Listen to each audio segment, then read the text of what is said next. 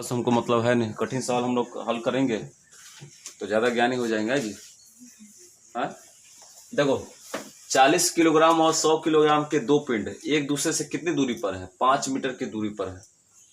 आपको फिगर बनाया गया था इस तरह का कि आपको बताया गया है कि दो पिंड, मान लीजिए पहला पिंड क्या हो, बिंदु ए पर है जिसका द्रव्यमान m1 है, वो 40 किलोग्राम से प्रदर्शित किया गया उसका द्रव्यमान, जबकि दूसरे बिंदु पर दूसरा द्रव्यमान वाली वस्तु m2 है जिसका वेट कितना है 100 किलोग्राम। अब इस तरह के चित्र में कि दो भिन्न भिन्न द्रव्यमान वाली वस्तुओं के बीच की दूरी भी दी गई है।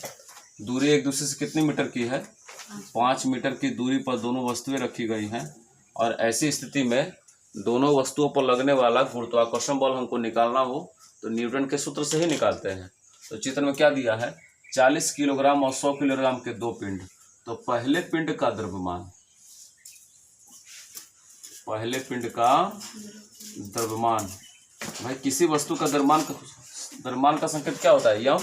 अगर वस्तु पहला है तो उसका संकेत क्या हो जाएगा द्रव्यमान का? m1 as. अगर वस्तु तीसरी होती तो उसका द्रव्यमान क्या होता है? m3। पहले पिंड का द्रव्यमान कितना दिया है? 40 किलोग्राम। ठीक है। उसके बाद क्या है? दूसरे पिंड का द्रव्यमान, दूसरे पिंड का द्रव्यमान संकेत क्या होगा? m2। उसका वैल्यू कितना दिया है? 100 किलोग्राम। m1 m2 हमारे पास है। और दोनों पिंडों के बीच की दूरी का संकेत क्या होता है? बीच की दूरी r बराबर कितना दिया है? 5 मीटर दिया है। किसकी गणना करनी है हमको? गुरुत्वाकर्षण बल की। गुरुत्वाकर्षण बल का सूत्र आप जान चुके हैं। गुरुत्वाकर्षण बल F इक्वल टू क्या होता है? G m1 m2 बटा r स्क्वायर। देखिए यहाँ बोर्ड पर F इक्वल टू G का मान कितना है? 6.67 इंटू 10⁻⁻11। अब जानते हैं J का मान क्या सवाल में दिया हुआ है? नहीं देगा, नहीं दे भी देगा तो अच्छा है, लेकिन नहीं देगा अधिकांशतः। आपको क्या करना पड़ेगा? याद करना पड़ेगा, क्योंकि G क्या है? कांस्टेंट है, नियतांक है। इसका मान फिक्स होता है, उसका मान याद कर लो। 6.67 इंटू 10⁻11 होता है। m1 का मान कितना दिया है? 40 kg। और m2 का मान 100 kg। अब बटा r स्क्वायर मतलब 5 का स्क्वायर। अब गुणा भाग जोड़ घटाना करेंगे, हल करेंगे। देखो कैसे आएगा, देखो बोर्ड पर जी, देखो कैसे हल कर रहे हैं।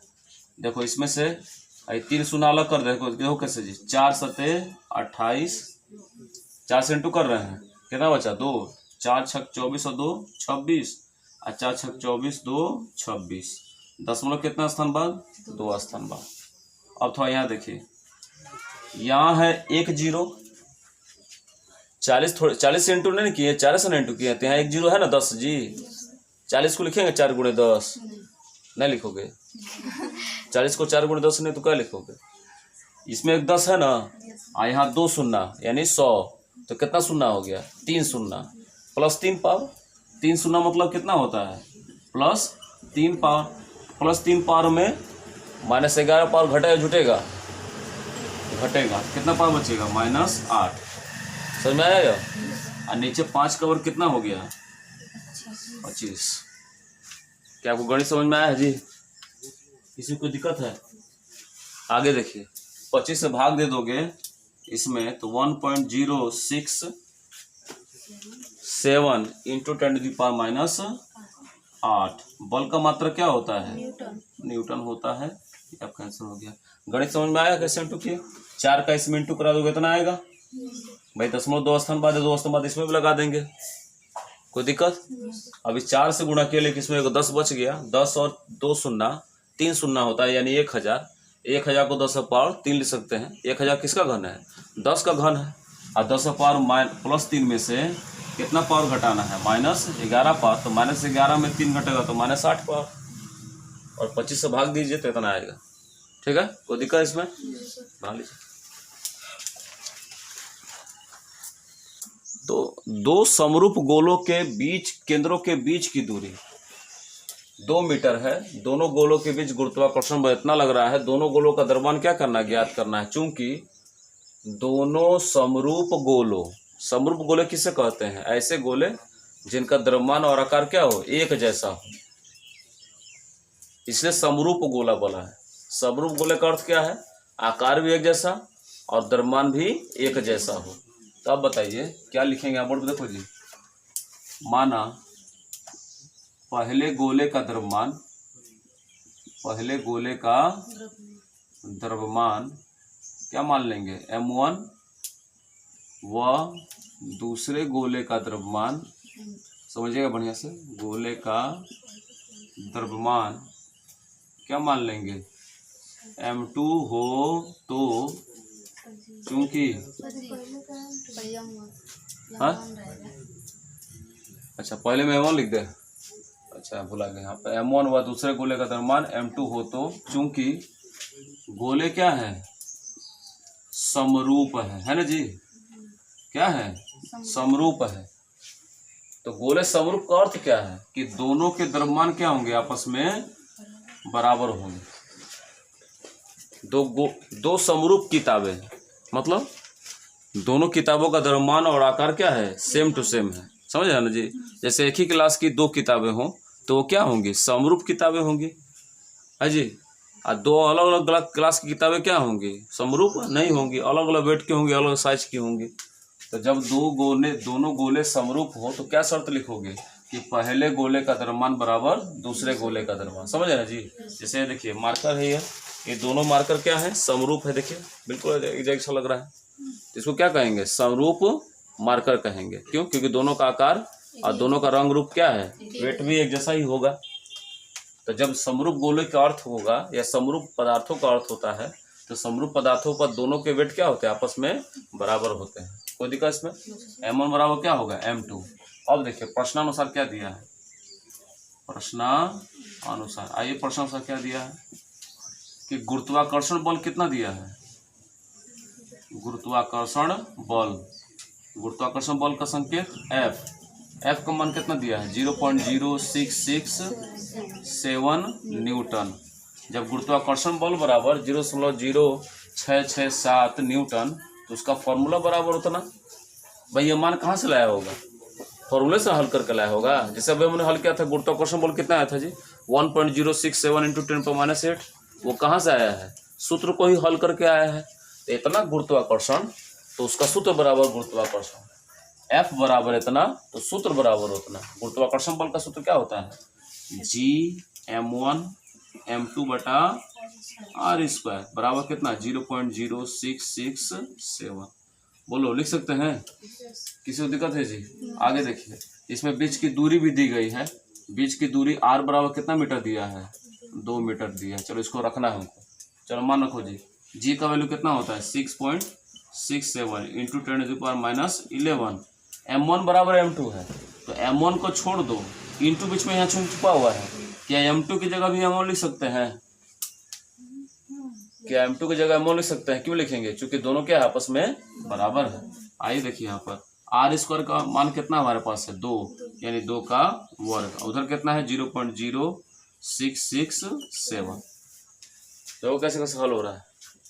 बोर्ड पे देखो आगे कैसे हल करें। देखो यहाँ जी, इसका दशमलव हटाइए तो दशमलव कितना स्थान बाद है? कितना स्थान बाद? 2 स्थान बाद। तो 667 × 10⁻⁻2। अगर किसी दशमलव को हटा रहे हैं तो या तो नीचे उतने शून्य वाले से भाग दीजिए और ना तो सामने उतने माइनस पावर से क्या करिए? गुणा करा दीजिए। दशमलव कितने स्थान बाद है? 2 स्थान बाद। तो किससे इंटू कराएंगे? 10⁻⁻2 से। अगर दशमलव 3 स्थान बाद होता तो 10⁻³ से। अगर दशमलव 1 स्थान बाद होता तो 10⁻⁻1 से। जितने अंक बाद दशमलव होगा उतना माइनस पावर से क्या करेंगे? उस पूर्णांक में इंटू करा देना। दशमलव क्या हो जाएगा? खत्म हो जाएगा। क्या आपको दशमलव दिख रहा है इसमें? देखो तो अब फ्रेश दिख रहा है। नहा धोकर तैयार है बाबू से। देखो × 10⁻11 समझना बढ़िया से। ये 10⁻2 आया कहाँ से? समझ में आया? इसका दशमलव कहाँ गया वो भी समझ आया ना? दशमलव कितना स्थान बाद है? 2 स्थान बाद। इसे दशमलव हटाने के लिए कितने पावर से इंटू करा दिया? -2 पावर से। चलिए आगे देखिए। और नीचे यहाँ पे देखिए m1 और m1 का इंटू क्या आ जाएगा? m1²। आप जानते हैं समान पद इंटू करता तो क्या बनता है? वर्ग बनता है। और नीचे 2 का वर्ग कितना होगा? 4। यहाँ भी दशमलव हटाइए। दशमलव कितना स्थान बाद है? 4 स्थान बाद। क्या लिखेंगे? 667 इंटू 10⁻, बताइए कितना, -4। इसका भी दशमलव खत्म। दशमलव क्यों खत्म कर जान रहे हो, क्योंकि हम इसको काटना चाहते हैं। देखिए कट गए। अब आइए इधर देखिए क्या होगा, बोर्ड पे देखना जी। -11 -2 आधार समान है, तो -11 -2 कितना होगा, -13 होगा। जुड़ेगा ना, दोनों माइनस पार है तो आगे क्या है m1²। यहाँ कितना बचा जी, 1 बचा। भाई समान पद में भाग देगा, कितना बचेगा 1। इसका 13 गुणा होगा, 4 एकम 4 इंटू 10⁻, कितना आगे -4। आगे कैसे हल करेंगे, अब इसको पक्षांतर करो। देखो जी m1² बराबर 4 इंटू 10⁻, -4। आपको मालूम है जब पावर पक्षांतर होता है, या हर से अंश में या अंश से हर में आता है, तो अपना क्या करता है, चिन्ह बदलता है। -13 पावर जा क्या हो जाएगा, +13 पावर। m1² बराबर 4 इंटू, अब 13 में से 4 घटा दो, कितना बचेगा, +9 पावर। भाई 13 में से 4 घटा कितना बचेगा, +9 पावर। 9 4 13 होता है ना, 13 में 4 घटा दिए, +9 पावर। लेकिन अब देखिए क्या करेंगे, हमको द्रव्यमान ज्ञात करना है, तो वर्ग उधर जाएगा, तो m1 बराबर क्या बनेगा, करनी में 4 इंटू 10⁻, कितना 9। समझे, यहाँ तक किसी को दिक्कत है जी, बोलिए। बनेगा अब m1² बराबर कितना मिला, 4 इंटू 10⁻9। तो m1 बराबर कितना हो जाएगा, तो ध्यान दो, बाद में बना देखो यहाँ पर, रूट में क्या मिलेगा, 4 इंटू 10⁹। ये रूट कहाँ से आया, वर्ग पक्षांतर होता है तो क्या बनता है, करणी बनता है हर चीज में, आपको मालूम है। और करणी पक्षांतर हो तो क्या बनेगा, वर्ग बनेगा। जैसे रूट में x हो, रूट में x बराबर कितना हो, 9 हो। अगर रूट में है तो रूट को पक्षांतर करोगे तो क्या हो जाएगा, आगे जाकर वर्ग बन जाएगा। और यदि वर्ग में है पहले ही से, x² बराबर 7 है, और स्क्वायर को उधर भेज रहे हो, तो x बराबर क्या होगा, रूट में 7 हो जाएगा। वर्ग पक्षांतर पर करणी बनता है, करणी पक्षांतर पर वर्ग बनता है। अब इसका वर्गमूल निकालना आसान है नहीं, क्यों, क्योंकि पावर क्या है, विषम है। पावर क्या होना चाहिए, सम होना चाहिए। सम करने के लिए क्या करेंगे, या तो इसको 8 पावर में लाएंगे, या तो 10 पावर में लाएंगे। तो सबसे आसान है इसको 10 पावर में ले, सबसे आसान हो जाएगा। m1 बराबर, देखो ये क्या करेंगे, 10 पावर में ले जाने के लिए क्या करेंगे, 4/10 इंटू 10⁻9 इंटू 10। कितना पावर कम पड़ रहा है, 1 पावर। एक शून्य वाला 10 से गुणा, और एक शून्य वाले 10 से क्या कर देंगे, भाग कर देंगे। तो m1 बराबर कितना होगा, देखो 10 से भाग देंगे, कितना आएगा, 4 में 0.4। भाई दशमलव का स्थान बाद लग जाएगा, एक शून्य से भाग दिए हैं। आज 9 में 1 पावर जुटेगा, कितना पावर जाएगा, 10 पर 10 पावर। और वर्गमूल निकालना आसान होता है, 0.4 का वर्गमूल निकालेंगे तो 0.363 समथिंग आएगा, और 10 पावर का वर्गमूल कितना होगा, 5 पावर हो जाएगा। वर्गमूल में क्या करते हैं, पावर को क्या करते हैं, आधा कर देते हैं। पहले वस्तु का द्रव्यमान कितना निकला, इतना kg।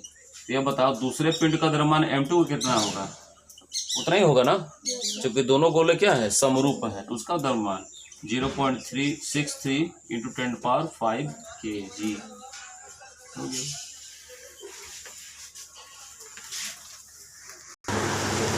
देखो आगे क्या दिया है इसमें,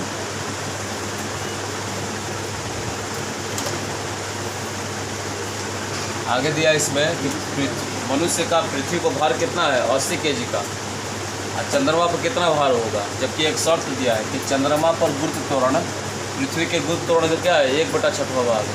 मान लेंगे कि माना, देखो जी पृथ्वी का गुरुत्व त्वरण क्या मानते हैं हम लोग, सवाल में पृथ्वी का गुरुत्व त्वरण क्या होता है, स्मॉल g, तथा चंद्रमा का गुरुत्व त्वरण मान लेंगे, मान लो उसका गुरुत्व त्वरण क्या हो, GE हो, है ई में क्या होता है, और यानी पृथ्वी का गुरुत्व त्वरण तथा चंद्रमा का गुरुत्व त्वरण क्या मान लेंगे, चंद्रमा का गुरुत्वीय त्वरण GM मान लेते हैं। M मीन्स क्या होता है, मून। तो GM का अर्थ क्या हो गया कि चंद्रमा का गुरुत्व त्वरण, और G का अर्थ क्या हो गया, पृथ्वी का गुरुत्व त्वरण हो। तो शर्त में देखो क्या बोल रहा है, चंद्रमा पर गुरुत्व त्वरण यानी GM बराबर, GM मतलब चंद्रमा का गुरुत्व त्वरण पृथ्वी के गुरुत्व त्वरण का, पृथ्वी गुरुत्व त्वरण क्या होगा, GE, उसका कितना गुणा है, 1/6 भाग। चंद्रमा का गुरुत्व त्वरण पृथ्वी के गुरुत्व त्वरण का क्या है? 1/6वां भाग। 1/6वां भाग का मतलब क्या होता है? उसमें किससे गुणा कर देना है? 1/6 से। तो हल करेंगे तो क्या मिलेगा? GM बराबर, देखो जी, जी बन जा क्या मिलेगा? जी अब बटा नीचे कितना? 6। एगो हमको शर्त मिल गया कि GM बराबर क्या होगा? G/6। जब गुरुत्व त्वरण, चंद्रमा का गुरुत्व त्वरण पृथ्वी के गुरुत्व त्वरण का 6वां भाग है तो भार भी उसी क्रम में होगा। इसी प्रकार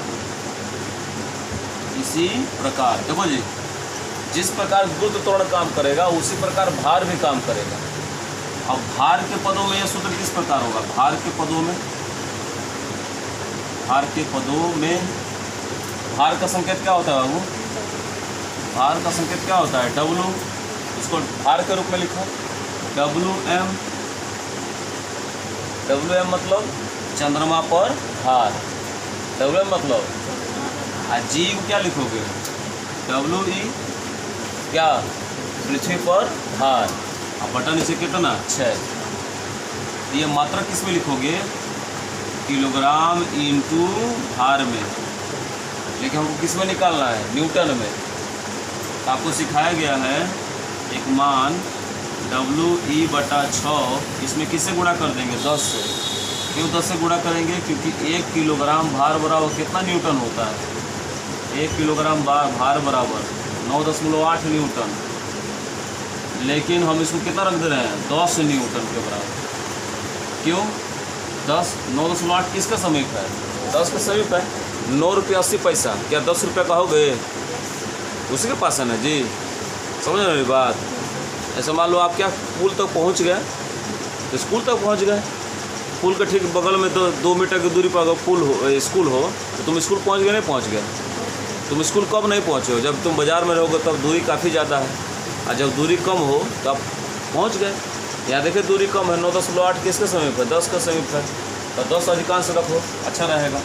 चलिए, तो WM बराबर क्या मिलेगा? देखो बोर्ड पर जी, WE कितना हमारे पास है? WE 80 kg, देख रहे हो? अब बटा नीचे कितना? 6 इंटू कितना? 10।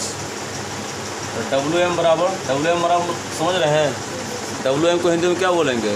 चंद्रमा पर भार। 80 का 10 में इंटू करेंगे तो 800, बटा नीचे कितना? 6, और 2 से काट दो, 2 3 6, और ऊपर कितना आ जाएगा? 400। लिख देना 400/3 क्या? kg। क्या निकालना था इसमें जी? भार निकालना था ना, भार से kg में लिखिए। इसको थोड़ा याद कर लीजिएगा, न्यूटन नहीं, ये किस में होता है? किलोग्राम में होता है।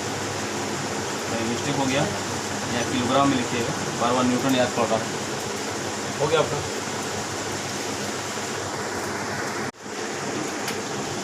आगे कैसे हल करेंगे इस क्वेश्चन को? 2 पिंड क्या किए गए हैं? एक निश्चित दूरी पर रखे गए हैं, ठीक है?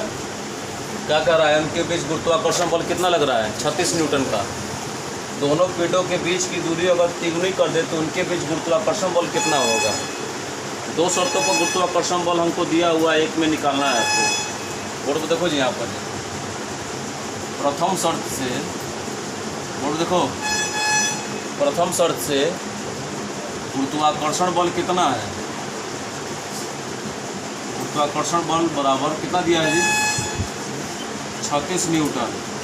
देखो बोर्ड पर, गुरुत्वाकर्षण बल बराबर 36 न्यूटन, तो सूत्र बराबर 36 न्यूटन। गुरुत्वाकर्षण बल का सूत्र क्या होता है? G(m1m2) बटा r² बराबर कितना? 36 न्यूटन। समीकरण शुद्ध बना लेंगे फर्स्ट। आगे तो क्या बोल रहा है कि दोनों पिंडों के बीच की दूरी तिगुनी कर दे। सेकेंड स्थिति में चूंकि क्या बोल रहा है, दूरी क्या करने पर? तिगुनी करने पर। थोड़ा बोर्ड में देखो, दूरी पहले कितनी थी? r, अब तिगुनी कर देंगे। तिगुनी करने का और समझते हो? r = क्या रख देंगे? 3r। चौगुनी करने पर 4r, बस यही चेंज करना है। अब बताओ, तो सेकेंड शर्त से गुरुत्वाकर्षण बल मान लेंगे, क्या होगा? बोर्ड देखो जी, गुरुत्वाकर्षण बल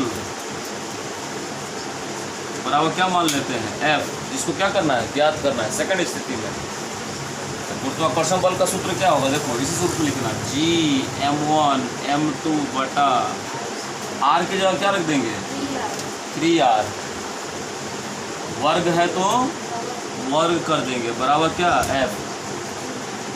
बस थोड़ा चेंज है, बस यहाँ r था, यहाँ क्या कर देना है 3, और क्या करना है आगे वर्ग करना r स्क्वायर को।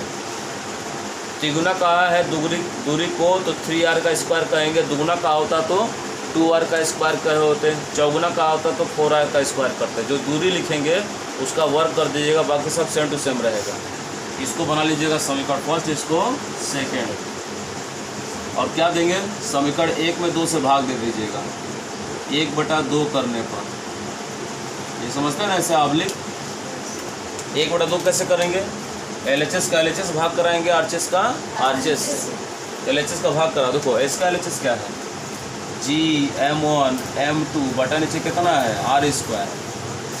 इसका LHS क्या है G(m1 m2 बटा, देखो क्या होगा 3r का वर्ग करेंगे कितना निकलेगा 9r²। अब बराबर देखो RHS कितना है इसका है 36, और इसका RHS कितना है f। क्या इनके दोनों पक्षों का भाग देंगे, कैसे भाग आएगा, कितने पद का भाग मिल रहा है बाबू यहाँ पर 4 पदों का। 4 पदों का भाग कैसे करते हैं, पहले का चौथे में, दूसरे का तीसरे में गुणा करते, याद है आपको। तो पहले का चौथे में गुणा कराओ G(m1 m2 इंटू 9r² बटा दूसरे का तीसरे में r² इंटू G(m1 m2, इधर कितना है 36 बटा f। लाभ क्या मिला, यह पूरा का पूरा इससे कट गया, r² से पूरा r² कट गया ना। इधर कितना मिला 9, नीचे कितना बचा है 1, और इधर कितना 36 बटा नीचे कितना f। तो 3 गुणा कर दो, यफ आ जाएगा यहाँ, 1 गुणा करेगा 36 में, 36 से कम 36, और 9 आ जाएगा इसके नीचे, यफ यहाँ 9 उसके नीचे, इस 3 गुणा कर दिया, और 9 का पढ़ा पढ़ देंगे 36 में, तो यह बराबर कितना मिलेगा 4 न्यूटन।